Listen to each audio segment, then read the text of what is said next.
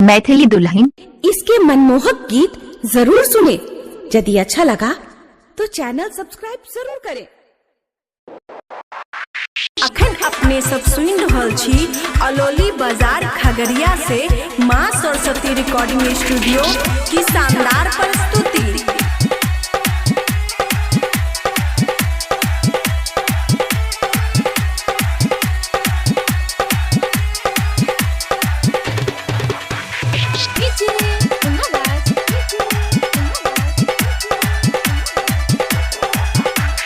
चाल में के छौरी किन देबो तोरा बाली, साथ में किनाई देबो मिस कल सारी। टीकापुर के छौड़ा ले तो जगह में किस उठतो भीतरी से टीस।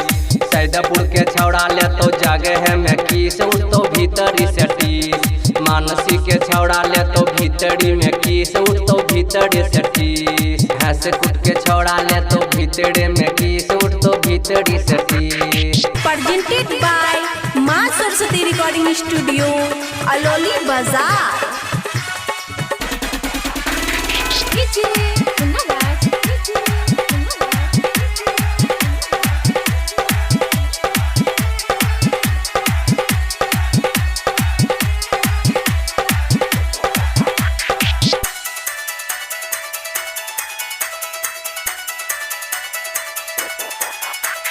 मुंगेर बजरिया में किन देबो बाली, आरो किनाई देबो मिस कल सारी। मिस कल सारी, मिस कल सारी।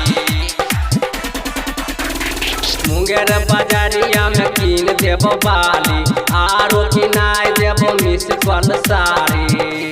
नारायणपुर के छौड़ा ले तो जगह में किस उठतो भीतरी से टीस। खगड़िया के छौड़ा ले तो जगह में किस उठतो भीतरी से टीस। भागलपुर के छौड़ा ले तो जगह में किस उठतो भीतरी से टीस। मैं हंसकुट के छौड़ा ले तो जगह में किस उठतो भीतरी से टीस।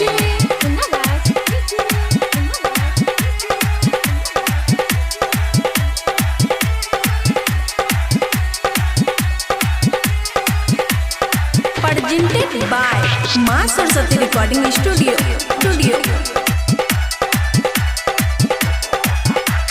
श्री राम राइटर किन देतो तोरा बाली, डॉक्टर शिवा किन देतो तोरा साड़ी। देतो तोरा साड़ी, किन देतो तोरा साड़ी।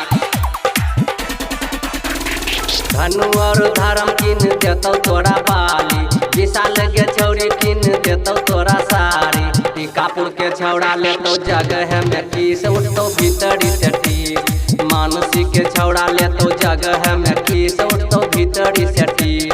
सैदपुर के छौड़ा ले तो जगह में किस उठतो भीतरी से टीस। मुंगेर के छौड़ा ले तो जगह में किस उठतो भीतरी